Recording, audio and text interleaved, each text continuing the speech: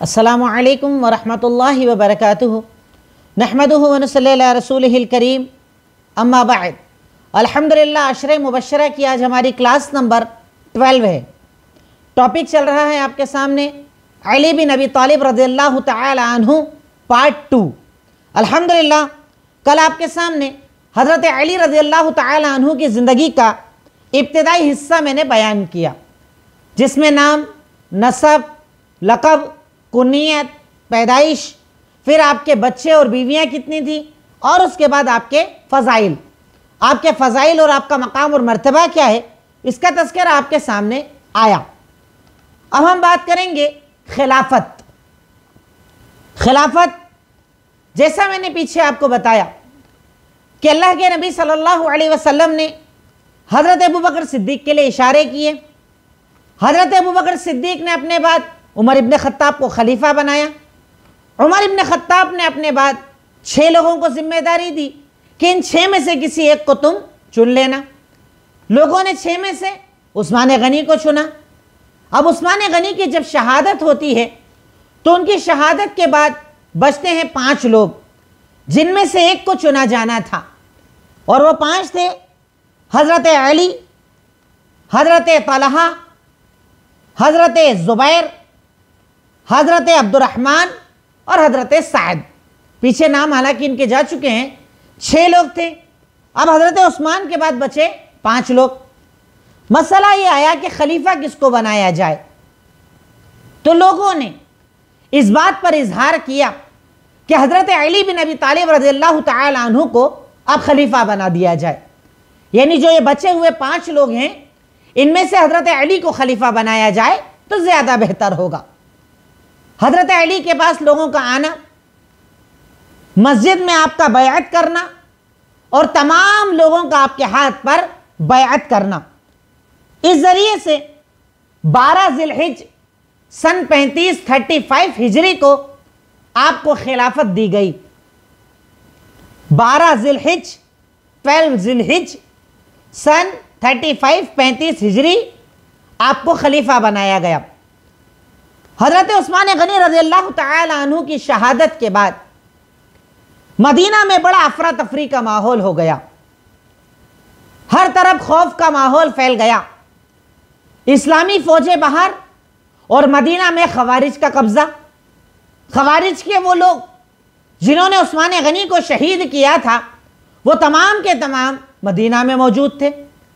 चूँकि मदीना दारुल खिलाफत था, कैपिटल था, उस वक्त ये इस्लामी ममलिकत का कैपिटल मदीना था, तो मदीना में बड़ा अफरा तफरी का माहौल हो गया। इस अफरा तफरी के माहौल में हज़रत अली बिन अबी तालिब रज़ियल्लाहु तआला अन्हु को खलीफा बनाया गया। आपने खिलाफत की भागदौड़ को संभाला, खिलाफत की जिम्मेदारियों को संभाला। अब यहां पर लिखिएगा, खिलाफत की, आपकी खिलाफत में बड़े बड़े काम, यानी आपके दौरे खिलाफत में जो बड़ा मुख्तसर था, इस दौरे खिलाफत में क्या काम हुए, क्या बड़े बड़े वाक़यात हुए, इसका तज़किरा मैं आपके सामने करता हूं। अब हज़रत अली रज़ियल्लाहु तआला अन्हु को खिलाफत मिली थी अफरा तफरी के दौर में। चारों तरफ माहौल बिगड़ा हुआ था। खवारिज ने मदीना पर एक बड़ा हिस्सा कब्जा कर लिया था और हज़रत उस्मान गनी को शहीद कर दिया गया था। इस अफरा तफरी के माहौल में हज़रत अली खलीफा बनाए गए। अब आपकी खिलाफत में जो कुछ बड़े वाक़यात हुए, उसमें इस्लाम की 2 ऐसी सियाह जंगें हैं कि जिसमें मुसलमान से लड़ा था, जिसमें मोमिन से लड़ा था, और कई मुसलमानों का इसमें शहादत का मामला पेश आया था, कई मुसलमानों को शहीद कर दिया गया था। वो 2 जंगें कि जिनको आज हमारे यहाँ कुछ उलमा बड़ी तफसील के साथ बयान करते हैं, जबकि अगर आप पुराने मुहद्दिसीन को देखें तो इन जंगों की डिटेल वो नहीं बताया करते थे। वजह क्या कि ये जंगें सहाबा किराम के दरमियान हुई। अगर इनका बयान किया जाएगा तो लोगों के दिलों में सहाबा की इज्जत कम हो सकती है, इसलिए हमारे उलमा इसको बयान नहीं करते थे। पर आज हमारे यहाँ कुछ लोग जो ये कहते हैं कि हम वो बात बताते हैं जो हमसे पहले लोगों ने नहीं बताई, ये बताकर इन जंगों का तज़किरा करते हैं, जबकि इमाम अहमद बिन हंबल रहमतुल्लाह अलैह अक्सर कहा करते थे कि मैं फितने का बयान इसलिए नहीं करता, फितने की जंगों का बयान इसलिए नहीं करता क्योंकि उससे ना हलाल साबित होता है ना हराम साबित होता है, लेकिन बयान करने से सहाबा के लिए जो इज्जत हमारे दिलों में वो कम हो सकती है, इसलिए मैं फितनों का बयान नहीं करता हूं। तो उसी नहज पर चलते हुए अहले सुन्नत वल जमाअत के तहत, उस अकीदे के तहत हम भी उसकी बहुत ज्यादा तफसील बयान नहीं करेंगे, सिर्फ इशारे करते हुए उन जंगों का तस्करा मैं आपके सामने करता हूं। तो हजरत अली रज़ियल्लाहु ताला अन्हु के दौरे खिलाफत में होने वाले बड़े बड़े काम। नंबर 1, जंगे जमल। जंगे जमल। अब जब हजरत उस्मान गनी का शहादत का मामला पेश आया, उनके बाद हजरत अली को खलीफा बनाया गया, तो अमीर मुआविया ने, उनके साथ हजरत आयशा सिद्दीक़ा भी थी और हजरत तलहा और हजरत जुबैर भी थे। इन लोगों ने हजरत अली से यह मुतालबा किया कि उस्मान गनी के कातिलों से क़िसास लो, बदला लो।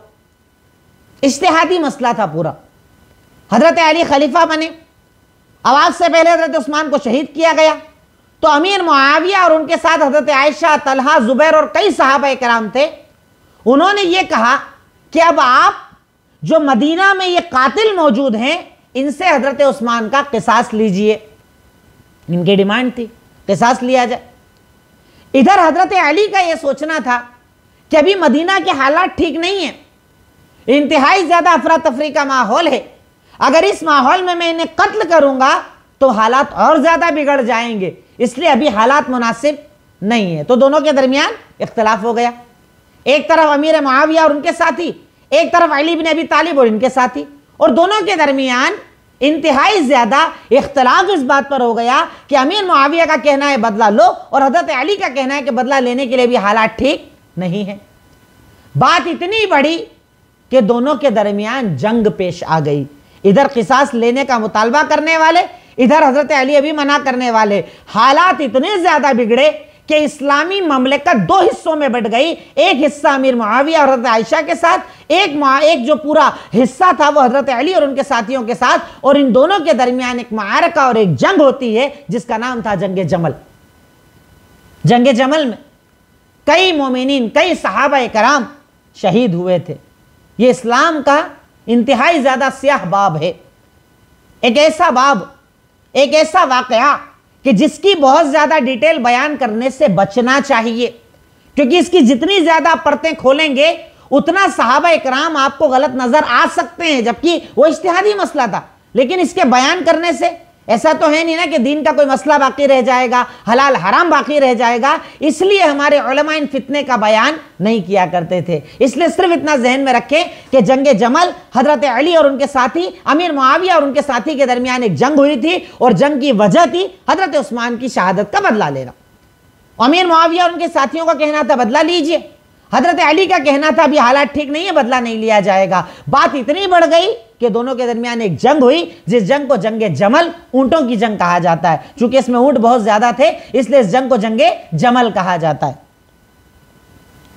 दूसरा बहुत बड़ा वाकया जो हजरत अली बिन अबी तालिब रज़ियल्लाहु ताला अन्हु के दौरे खिलाफत में रूनुमा हुआ था, उसे कहा जाता है जंगे सिफ़ीन। जंगे सिफ़ीन यह भी एक बहुत बड़ी जंग थी जो पेश आई थी हजरत अली और अमीर मुआविया के दरमियान। यानी पहले एक जंग हुई जंगे जमल, और उसके बाद फिर एक और जंग हुई थी जंगे सिफ़ीन, और मकसद यही था हजरत उस्मान की शहादत का बदला लिया जाए। इस मकसद से दोबारा एक जंग हुई, जिस जंग का नाम जंगे सिफ़ीन था, और इस जंग का खात्मा हुआ था दो लोगों को मीडिएटर बना करके। दो लोग को हम मीडिएटर बना देते हैं, ये जो फैसला करेंगे हमें मंजूर होगा, और उस फैसले की बुनियाद पर इस जंग का खात्मा हो गया था। पर जंगे जमल में भी बहुत सारे सहाबा शहीद हुए थे, और जंगे सिफ़ीन में भी बहुत सारे सहाबा इकराम शहीद हुए थे। ये इंतहाई ज़्यादा एक सियाह बाब है इस्लामी तारीख का, कि जिसको जब भी बयान किया जाता है बड़ा नुकसान मुसलमानों का नज़र आता है। और इस जंग के ही नतीजे में सारी दुनिया में जो अब तक मुसलमानों का रोब और दबदबा था, फुतुहात का सिलसिला चल रहा था, वो सारा सिलसिला रुक गया था। वो सारे मामले रुक गए थे सिर्फ इस वजह से कि मुसलमान खाना जंगी में बिजी हो गया था, आपसी लड़ाई में बिजी हो गया था। तो गैरों ने इसका फायदा उठाया और इस्लामी ममलिकतों और ताकतों को कमजोर कर दिया गया। जंग जमल और जंग सिफ्फीन, मुसलमानों के दरमियान होने वाली दो जंगें। पहली जंग अमीर मुआविया और हजरत अली बिन अबी तालिब रज़ियल्लाहु तआला अन्हु और उनके साथियों के दरमियान। दूसरी जंग अमीर मुआविया और हजरत अली के दरमियान। इन दोनों जंगें इनके दरमियान ही हुई, जंग जमल और जंग सिफ्फीन। और इसके नतीजे में कई मुसलमान, कई सहाबा किराम शहीद कर दिए गए थे इस गज़वे में, यानी इस जंग में। और इस जंग से मुसलमानों का इंतहाई ज्यादा नुकसान हुआ था। तीसरा बड़ा अमल जो हजरत अली के दौरे खिलाफत में हुआ, उन्होंने दारुल खिलाफा यानी कैपिटल को मदीना से हटाकर कूफा में शिफ्ट कर दिया था। इन्होंने देखा कि हालात बिगड़े हुए हैं, चारों तरफ लोग हमारे खिलाफ हो रहे हैं, तो उनको दबाने के लिए आप इराक गए। जब आप इराक गए तो आपने वहां जाकर दारुल खिलाफा बना दिया, यानी मदीना से शिफ्ट करके कूफा में दारुल हुकूमत या कैपिटल बना दिया था। यह बहुत बड़ा काम जो हजरत अली के दौरे खिलाफत में किया गया, वरना अल्लाह के नबी के दौर में मदीना कैपिटल, अबू बकर सिद्दीक के दौर में मदीना कैपिटल, उमर इब्न खत्ताब के दौर में मदीना कैपिटल, उस्मान गनी के दौर में मदीना कैपिटल। पर हजरत अली ने दारुल खिलाफत को यहां से उठाकर कहां शिफ्ट कर दिया था? इराक के शहर कूफा में। कूफा को आपने दारुल हुकूमत बना दिया था, वहां कैपिटल बना दिया था, वहीं आप रहते और लोगों से सारे मामलात को हल करवाया करते थे। चौथा बड़ा काम हुआ था आपके दौरे खिलाफत में, खवारिज और शिया का जाहिर होना। खवारिज और शिया का जाहिर होना। शियों के बारे में मैं आपको जरा सी डिटेल आज के दर्स में बता दूंगा, ताकि आपके जहन में रहे कि शिया हमारे यहां क्या अकीदा रखते हैं। आपके जहन में होना चाहिए ये बात। खवारिज को तो मैंने क्लियर कर दिया। खवारिज हर वो आदमी, खारजी हर वो आदमी जो हुकूमत के खिलाफ खड़ा हो, अमीर के खिलाफ खड़ा हो, इस्लाम के खिलाफ खड़ा हो, उसे खारजी कहा जाता है। खारजी मतलब एग्जिट होने वाला, बाहर जाने वाला। ये लोग मुसलमानों के कत्ल तक को जायज समझते हैं। जरा जरा सी बातों पर काफिर कह देना, कत्ल के फतवे लगा देना, इन लोगों को खवारिज कहा जाता है। एक दूसरा गिरोह है जो इसके अपोजिट में पैदा हुआ, उसे शिया कहा जाता है। उनका तस्करा मैं आगे आपके सामने करता हूं। तो हजरत अली रज़ियल्लाहु ताला अन्हु का दौरे खिलाफत इन खाना जंगियों में और इन सारे मामलात में ही बिल्कुल खत्म होकर रह गया, और फुतुहात का कोई बहुत ज्यादा सिलसिला हजरत अली के दौरे खिलाफत में न चल पाया। अब नेक्स्ट हेडिंग बनाइएगा, शहादत, हजरत अली की शहादत। हजरत अली बिन अबी तालिब कूफा में ही रहते थे। कूफा को आपने अपना दारुल हुकूमत बनाया था, कैपिटल बनाया था। वहां पर 17 रमजान 17 रमजान सन 40 हिजरी में आपको शहीद कर दिया गया था।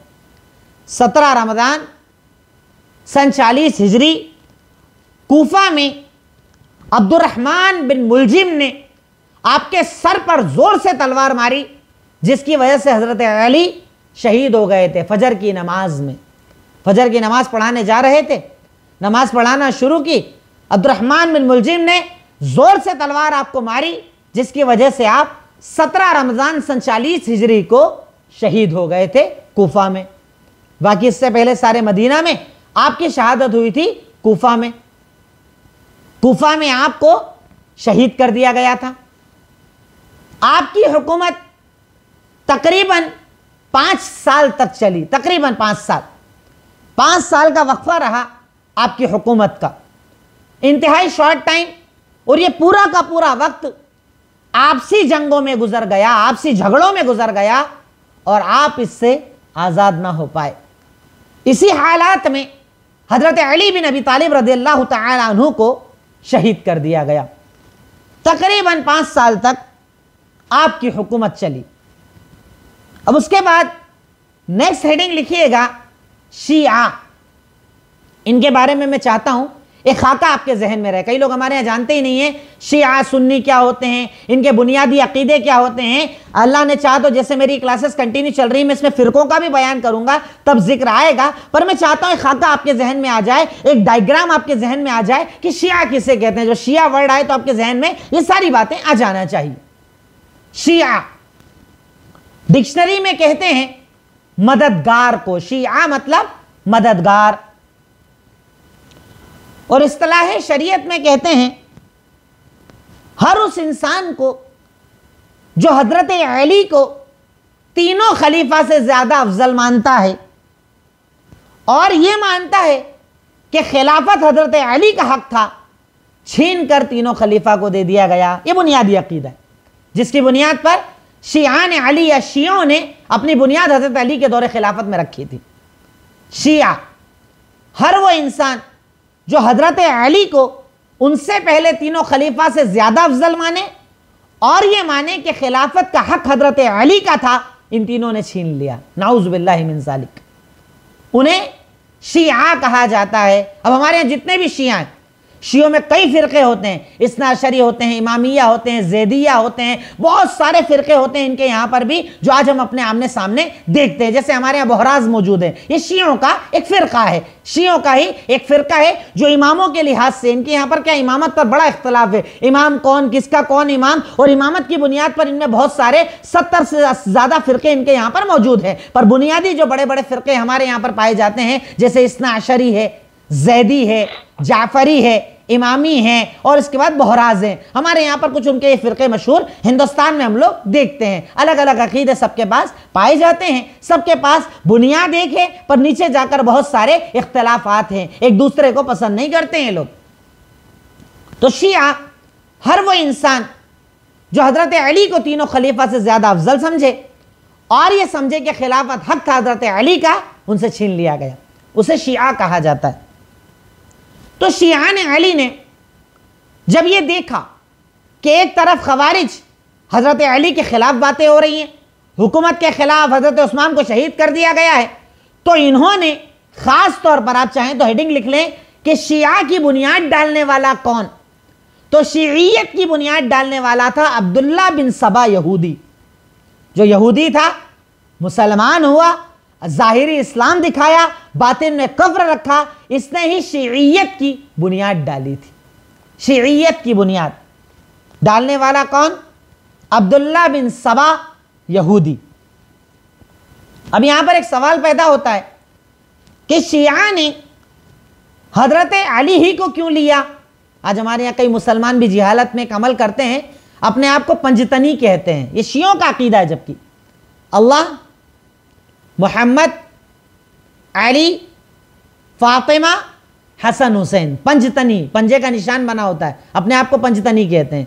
और इसमें कई लोग अल्लाह को शामिल नहीं करते, तो कहते हैं मोहम्मद सल्लल्लाहु अलैहि वसल्लम, हजरत अली, हजरत फातिमा, हसन और हुसैन, और अपने आप को पंजतनी कहते हैं। जबकि ये शियों का अकीदा है कि वह इनके अलावा दूसरे सहाबा को मुर्तद मानते हैं, और मुसलमान भी अकीदा रखने लगा है उनको देखकर। शियों ने सिर्फ हजरत अली को क्यों लिया, एक सवाल पैदा होता है। उसकी सबसे बड़ी बुनियादी वजह यह कि हजरत अली चूंकि अल्लाह के नबी के दामाद थे, सबसे चहेती बेटी के शौहर थे, उनके नाम पर शिया या यहूदी जो चाहते साजिश कर सकते थे, उनको कोई रद्द करने वाला नहीं होगा। कयामत तक कौन रद्द करेगा? भाई खानवादे नबी है, अल्लाह के नबी का घराना है, आपका दामाद है, आपकी बेटी है, इनकी तरफ से अगर कोई बात आएगी तो कोई रद्द करेगा। तो यहूदियों को एक प्यारा मौका मिला कि हजरत अली और हजरत फातिमा के नाम पर इतना झूठ, इतना दजल, इतनी मक्कारी दीन में डालेंगे कि कोई उसे निकाल नहीं पाएगा। क्यों? क्योंकि हजरत अली का इनकार कौन करेगा? हजरत अली के नाम पर कोई बात बोलेंगे तो कोई मना करेगा। तो इन्होंने हजरत अली को इसलिए चुना ताकि उनके नाम पर चाहे जो झूठ बोलें और इनके झूठ का कोई इनकार ना कर सके। हजरत अली के नाम झूठ, हजरत फातिमा के नाम झूठ, हजरत हसन और हुसैन के नाम पे झूठ, जितना दिल चाहे झूठ बोलें, इन्हें कोई रद्द करने वाला ना होगा। इसलिए इन्होंने आले बैतुन नबी में से, अल्लाह के नबी के घर वालों में से हजरत अली को चुना। और उसकी एक छोटी सी मिसाल आप देख सकते हैं आजकल के हमारे डीपी और स्टेटस। हजरत अली ने फरमाया, नीचे कोई बात लिखी है, हजरत अली ने फरमाया, नीचे बात लिखी है, हवाले मालूम है आपको?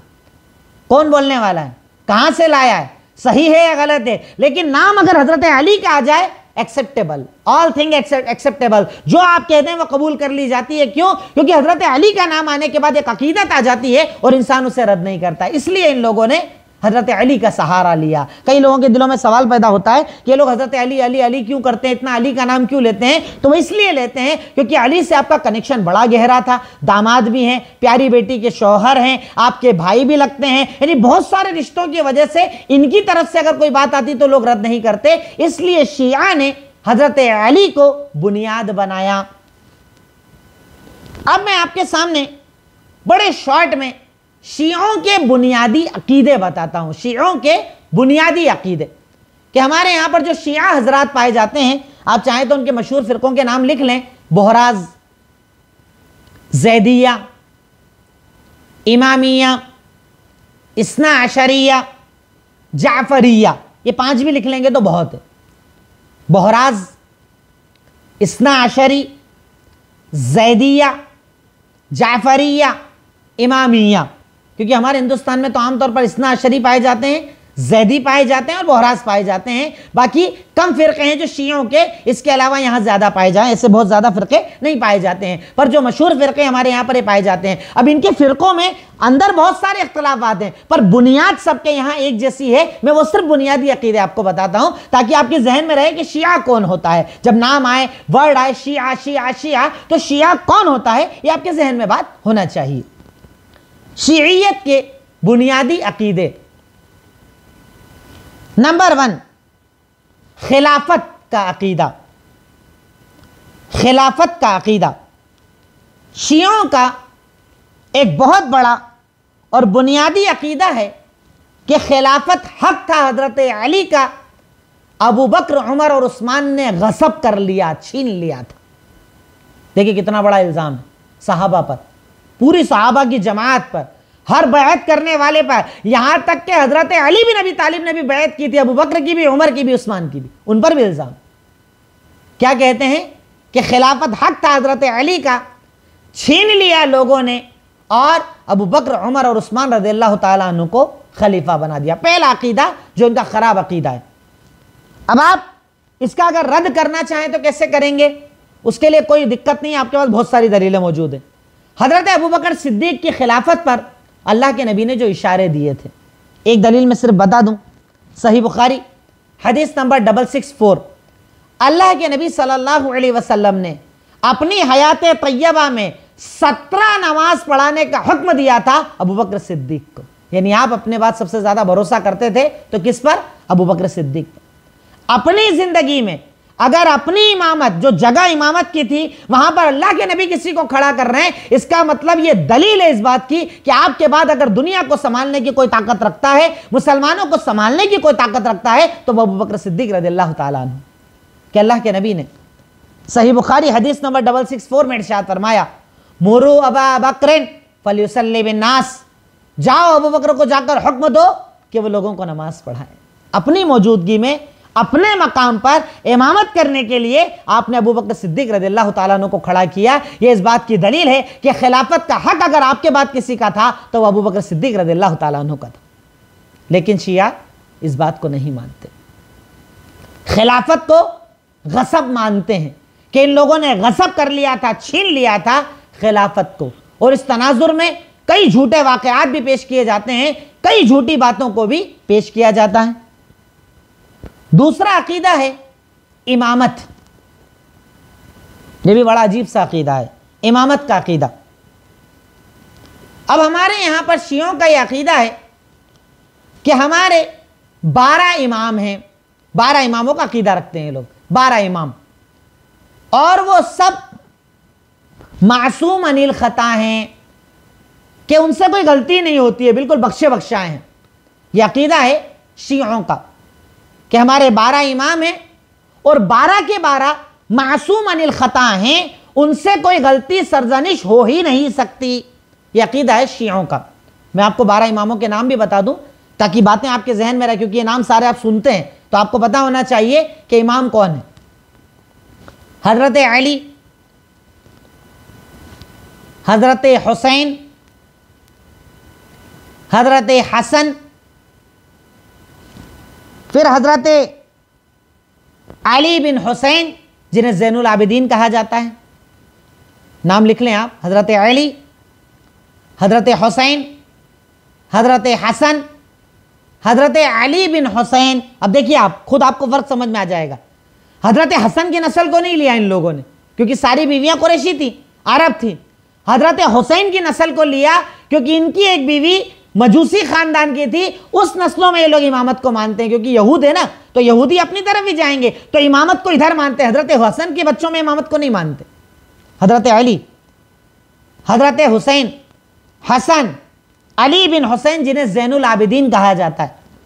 फिर उसके बाद मोहम्मद बाकिर, मोहम्मद बिन अली जिन्हें बाकिर के नाम से जाना जाता है, मोहम्मद अल बाकिर, मोहम्मद अल बाकिर। फिर जाफर सादिक, बहुत मशहूर नाम है, जाफर सादिक। फिर मूसा काजिम, मैं सिर्फ उनके नाम और मशहूर जो नाम है उनका वही बता रहा हूं, मूसा काजिम।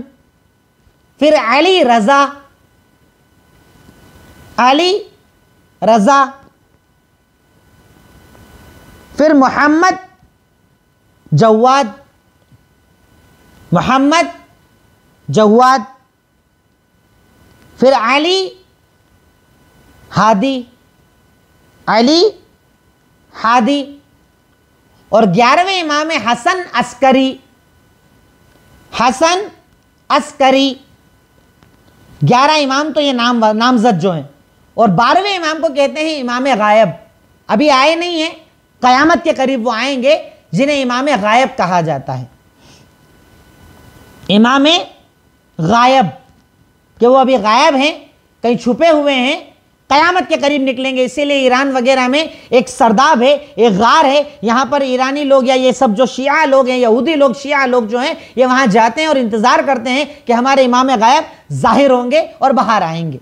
तो 12 इमामों का इनके यहाँ पर अकीदा रखा जाता है और उनके बारे में ये माना जाता है कि सब के सब मासूम अनिल ख़ता हैं। जबकि मासूम अनिल ख़ता अगर अल्लाह रब्बुल आलमीन ने किसी को करार दिया तो वो सिर्फ अंबिया हैं, अंबिया के अलावा कोई मासूम अनिल ख़ता नहीं होता। पर ये लोग इमामत के अंदर मासूम अनिल ख़ता मानते हैं और इमामत ने भी हक दिया सिर्फ हज़रत हुसैन की नस्लों को। अब शियों के जो फ़िरक़े हैं ना, ये फ़िरक़े कैसे बने?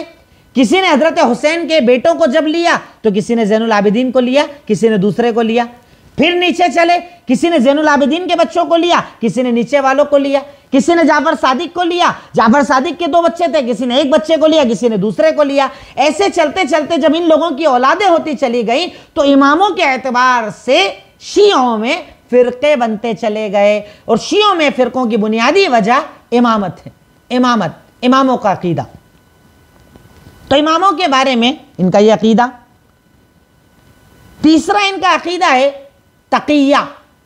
बड़े अजीब अजीब अकीदे हैं। तक़िया, तक़िया मतलब सामने वाले को देखो और उस जैसे बन जाओ।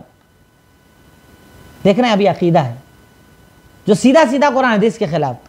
तक़िया मतलब छुपाना, अपने आप को छुपा कर रखो, अपने अकीदे किसी को मत बताओ। जो जैसा सामने वाला आए वैसे तुम भी बन जाओ, पर अपना अकीदा जो अंदर में है उसे छुपा कर रखो, जाहिर मत करो। ये शियों का अकीदा है, जिसे तक़िया कहा जाता है। और बाज़ इनके यहाँ पर रिवायत है, उसमें यह तक लिखा है कि तक़िया आधा दीन है, यानी तक़िया आधा दीन है। इतना कर लो बाकी तो सब हो जाएगा, आधा दीन तो तक़िया ही, छुपाना अपने आप को। सामने जो भी आए उस जैसे बन जाओ, उसका अकीदा एक्सेप्ट कर लो, उस जैसे जाहिर बन जाओ, पर अंदर में अपना अकीदा छुपा कर रखो। ये शियों का बुनियादी अकीदा है, जिसे तक़िया कहा जाता है। जबकि आप इसका रद्द अगर देखें तो सही बुखारी हदीस नंबर 7179, अल्लाह के नबी ने इरशाद फरमाया, इन्न शर्रन नास ज़ुल वजहैन, अल्लाह के नज़दीक सबसे बुरा इंसान है 2 चेहरों वाला। इधर मिले तो ये चेहरा लेकर, उधर मिले तो ये चेहरा लेकर। हमारे यहाँ भी कई लोग होता है ना, चेहरे लेकर घूमते हैं। आपके सामने आएंगे, आपके दोस्त बन जाएंगे, पीठ पीछे आपकी बुराई करेंगे, करते हैं ना लोग, 2 चेहरे लेकर घूमना। शरीयत ने कहा सबसे बुरा इंसान वो 2 चेहरे लेकर घूमे, इनके सामने इन जैसा, अंदर में अपने जैसा। पर शियों के यहां इसको बुनियादी अकीदा बताया गया है तक़िया, कि दीन को छुपाओ, सामने वाला है तो उस जैसे बन जाओ, बाकी अपने दीन को छुपा कर रखो। नंबर 4, कुरान को मुकम्मल नहीं मानते। कुरान को मुकम्मल नहीं मानते कि कुरान में हजरत अली की फजीलत वाली जो आयतें थी वो खुलफा ने छुपा दी, कुरान अभी मुकम्मल नहीं है। और बाज़ जगह तो ये भी अकीदा है कि इसके 10 पारे जिसमें हज़रत अली का जिक्र है वो हमारे 12वें इमाम लेकर आएंगे, इन लोगों ने छुपा दिया, कुरान को अधूरा मानते हैं। नाउज़ु बिल्लाहि मिन ज़ालिक। इसका रद्द आप कैसे करेंगे? सूरह हिज्र आयत नंबर 9, अल्लाह का फरमान, इन्ना नहनु नज़्ज़लना ज़िक्र व इन्ना लहू लहाफ़िज़ून। अल्लाह कह रहा है, बुक का मालिक कह रहा है, किताब का मालिक कह रहा है कि हमने इस जिक्र को नाजिल किया है और हम ही इसकी हिफाजत करने वाले हैं। तो अल्लाह जब हिफाजत का जिम्मा ले रहा है तो कोई मिटा कैसे सकता है, कोई बदल कैसे सकता है, कोई तहरीफ कैसे कर सकता है? यह कुरान के खिलाफ है ये जुमला कहना कि कुरान अधूरा है, मुकम्मल नहीं है। इसकी कुछ आयतें छुपी हुई हैं, इसकी कुछ बातें छुपी हुई हैं, और ये सब मैं अपनी तरफ से नहीं बता रहा हूं। आप अल्लामा एहसान इलाही शहीद की बड़ी प्यारी प्यारी किताबें हैं, शियों के ऊपर उन्होंने बड़ी मेहनत की थी, उनकी किताबें आप तलाश करके देखें। अशिया वल कुरान, अशिया व अहलुल बैत, अशिया व तशय्युअ के नाम से उर्दू में कई किताबें मौजूद हैं, असल अरबी हैं, उर्दू तर्जुमे भी हो चुके हैं। अल्लामा एहसान इलाही शहीद के नाम से आप तलाश करेंगे, ढेरों किताबें आपको शियों की मिल जाएंगी, जिसमें उन्होंने किताबों के हवाले देकर साबित किया है कि इनके अकीदे क्या हैं। तो कुरान को अधूरा मानते हैं। 5वां बड़ा गंदा अकीदा, सहाबा इकराम को मुर्तद मानते हैं। सिर्फ कुछ सहाबा इकराम पर ये लोग ईमान रखते हैं, बाकी ज्यादातर को कहते हैं सब मुर्तद, अल्लाह के नबी के बाद सब काफिर हो गए थे, नाउजुबिल्लाह। अपनी मजलिसों में सहाबा इकराम को गालियां तक देते हैं, बद्दुआएं पढ़ते हैं, अबू बकर, उमर और उस्मान और दूसरे सहाबा के नाम पर लानतें पढ़ी जाती हैं। ईमान नहीं रखते, सहाबा को मानते हैं सारे मुर्तद हो गए थे अल्लाह के नबी के बाद। सिर्फ कुछ सहाबा इकराम 5 या 7 है जिनको ये मानते हैं, बाकी सबको मुर्तद मानते हैं। इसका रद्द आप कैसे करेंगे?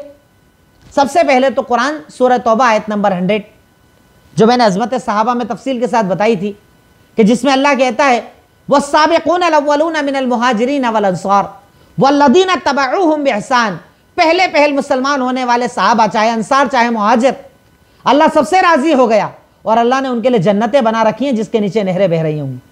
अब नाउजुबिल्लाह, आप कहते हो अल्लाह के नबी के बाद मुर्तद, और अल्लाह कह रहा है अल्लाह ने इनके लिए जन्नत बनाई है, तो जन्नत तो कयामत के बाद मिलने वाली है ना। यानी आपका एतराज अल्लाह रब्बुल आलमीन पर है कि अल्लाह ने जन्नत उन लोगों के लिए बनाई जो मुर्तद होने वाले। कितना बड़ा एतराज है अल्लाह पर। अल्लाह ने जन्नत बनाई उन लोगों के लिए नाउजुबिल्लाह जो मुर्तद होने वाले थे। अल्लाह पर एतराज है, कुरान पर एतराज है, और अल्लाह ने कहा है कि साबिक़ूनल अव्वलून, पहले मुसलमान होने वाले सहाबा, सबसे अल्लाह राजी और सबको अल्लाह ने जन्नती बना दिया।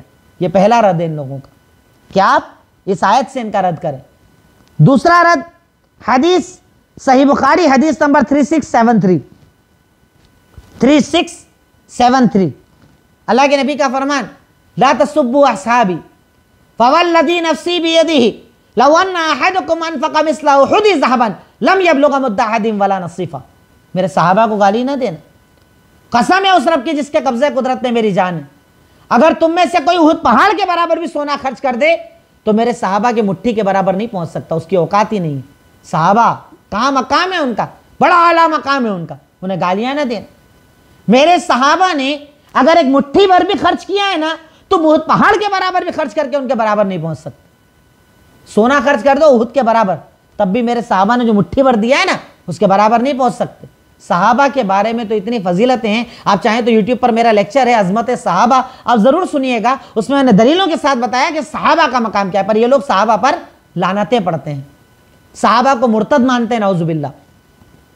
एक इनका अकीदा है बदा का अकीदा, कि अल्लाह ताला को कई चीज़ें जाहिर होती हैं, अचानक पता चलती है, नाउजुबिल्लाह। अल्लाह पर बदा का अकीदा, कि अल्लाह ने कोई फैसला किया, फिर अल्लाह को कुछ और जाहिर हुआ कि नहीं सही है, अल्लाह वो करता है, नाउजुबिल्लाह। बदा का अकीदा इंतहाई गलीज, इंतहाई गिरे हुए अकीदे, बदा का अकीदा। इसके लिए तो पूरा कुरान दलील है आपके पास कि अल्लाह ताला की अजमत की जितनी दलीलें हैं ना, अल्लाह रहमान है, अल्लाह रहीम, सूरह फातिहा लिख लो, आयतल कुर्सी लिख लो, जो लिखना है आपको दलील में लिख लो। पूरा कुरान इस अकीदे की दलील है कि अल्लाह को बदा नहीं होता, अल्लाह ताला को हर चीज़ का इल्म है, क्योंकि वो अलीम और खबीर है। उसे बाद में पता नहीं चलता, अल्लाह हर चीज़ पहले से जानता है, वो अलीम है, वो खबीर है। सूरह फातिहा लिख लो, सूरह बकरा लिख लो, आयतल कुर्सी लिख लो, जो लिखना है आपको दलीलों में लिख लो, इस अकीदे के खिलाफ कि अल्लाह को बदा नहीं होता, अल्लाह अलीम और खबीर है, हर चीज़ जानने वाला। आखिरी बड़ा अकीदा बता दूं, रजात का अकीदा, वापस लौटने का अकीदा, वापस लौटने का अकीदा। इनका एक अकीदा यह भी है कि हजरत अली वापस लौटेंगे। कुरान की एक ही आयत आप लिख लें काफ़ी है, सूरह मोमिनून आयत नंबर 90 और आयत नंबर 100, कि जिसमें अल्लाह ताला कहता है दुनिया से जब कोई जाएगा ना तो अल्लाह ताला से कहेगा अल्लाह ताला मुझे दुनिया में लेटा दे, लाल्ली आमल सालिहन फीमा तरक, लौटा दे मैं नेक अमल करके आऊँगा। तो अल्लाह कहता है कल्ला इन्नहा कलिमतुन हुवा काइलुहा, ये तो एक बात है जो वो कह रहा है, पर दुनिया से जाने के बाद कोई वापस लौटाया नहीं जाएगा। रजात का अकीदा, वापस लौटने का अकीदा कि हज़रत अली वापस लौटेंगे। अल्लाह ताला सूरह मोमिनून आयत नंबर 99 और 100 में इस बात का रद्द करता है कि दुनिया से जाने के बाद इंसान वापस लौटाया नहीं जाएगा। और हज़रत अली के बारे में अगर मैं अकीदे की बात करूं तो इनके यहाँ पर उलूहियत का तक अकीदा है कि हज़रत अली को अल्लाह भी मानते हैं बाज़ लोग।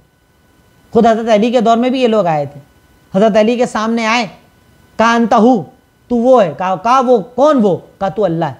हज़रत अली ने उनको आग से जला दिया था, जबकि सहाबा किराम ने बाद में कहा कि आपने गलत किया, आग से जलाने का अज़ाब आपको नहीं देना चाहिए, वो अल्लाह का काम है। लेकिन हज़रत अली को इतना गुस्सा आया कि उनको आग में जला दिया था। उन्होंने कहा था अंतहू, तू अल्लाह है।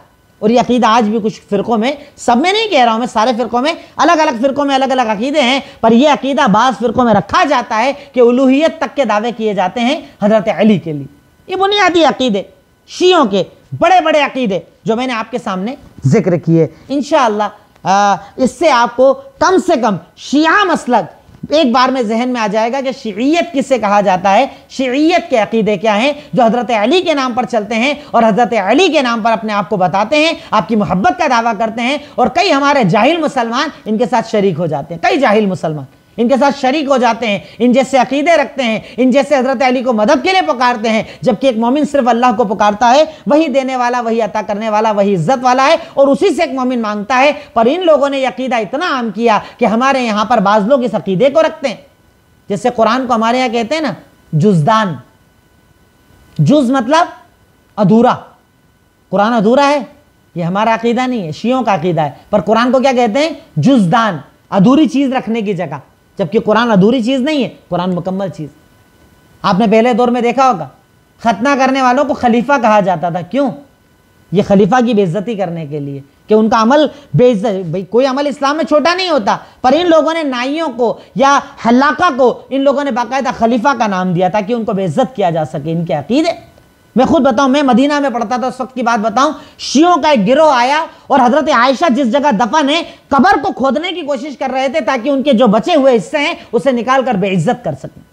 इंतहाई ज्यादा नफरत रखने वाले, इंतहाई ज्यादा अहले सुन्नत से नफरत करने वाली ये जमात जिसे शिया कहा जाता है। अल्लाह ताला के यानी अल्लाह ताला का हमें शुक्र अदा करना चाहिए कि अल्लाह रब्बुल आलमीन ने हमें दीन हनीफ और सही अकीदा अता किया। ये अल्लाह का बहुत बड़ा इनाम है, इस बात पर हमें अल्लाह का शुक्रिया अदा करना चाहिए। बहरकेफ इन सारी चीज़ों के साथ हज़रत अली का बयान मुकम्मल होता है और यहाँ पर खिलाफत राशिदा भी मुकम्मल होती है। बाद में कुछ सहाबा कराम जो इनके बाद वाले अशरा मुबश्शर आए वो तो इतनी ज़्यादा उन लोगों की डिटेल है नहीं, जितनी डिटेल आपके सामने रखूँगा इंशाअल्लाह। आखिर में अल्लाह ताला से दुआ करता हूँ, ए इलाही मौला रब्बुल आलमीन, ए खालिक मालिक रहमान रहीम, यकीनन तू ही गफूर, तू ही गफ्फार, तू ही रहमान, तू ही रहीम, तू अता करने वाला, तू देने वाला, तू समी, तू बसीर, तू अव्वल, तू आखिर, तू ज़ाहिर, तू बातिन। ए अल्लाह हम तेरे मोहताज, तेरे फ़कीर, इलाही तो हम तमाम के गुनाहों को माफ़ फरमा दे। ए अल्लाह हमारी ख़ताओं लग़ज़िशों को माफ़ फरमा दे। ए अल्लाह जाने अनजाने में होने वाले गुनाहों को माफ़ फरमा दे।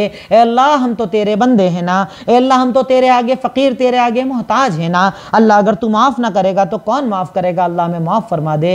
ए अल्लाह हमारी गलतियों को माफ़ फरमा दे। ए अल्लाह जन्नतुल फिरदौस में जगह अता फरमा दे। ए अल्लाह अज़ाब क़ब्र, अज़ाब जहन्नम से निजात अता फरमा दे। ए अल्लाह जो परेशान है उनकी परेशानियों को दूर कर दे, जो कर्जों में डूबे हैं कर्ज की अदायगी की राहें खोल दे, हलाल कारोबार में खूब बरकत अता फरमा दे, हराम रिस्क से बचा ले, हराम रिस्क से बचा ले, बीमारियों का खात्मा फरमा दे, दोबारा अमन कायम फरमा दे। ए अल्लाह हमारी दुआओं को कबूल फरमा ले। ए अल्लाह हम तो तेरे मोहताज हैं, ए अल्लाह हम तो तुझसे मांगने वाले हैं। ए अल्लाह ताला ये हाथ तेरे आगे उठते हैं, अल्लाह ये सर तेरे आगे झुकता है, अगर तू माफ़ ना करेगा तो कौन माफ़ करेगा। अल्लाह हमें खाली हाथ ना लौटा, हमारी खिदमत कबूल फरमा ले। ए अल्लाह दीन के लिए जो क्लासेस चल रही हैं, अल्लाह ताला तेरे नबी की और तेरे सहाबा से मोहब्बत के लिए जो क्लासेस चल रही हैं, अल्लाह तू इसे कबूल फरमा ले, इसे सदका जारिया बना दे, इसके ज़रिए हमें अपने घर वालों को दीन सिखाने की तौफीक अता फरमा दे। अल्लाह इस क्लास में जो भी कोताहियाँ हैं मेरी तरफ से मुझे माफ़ फरमा दे और जो अच्छाइयाँ हैं वो तेरी तरफ से तो कबूल फरमा ले। व आखिरु दावाना अनिल हम्दुलिल्लाहि रब्बिल आलमीन। अस्सलामु अलैकुम व रहमतुल्लाहि व बरकातुहू।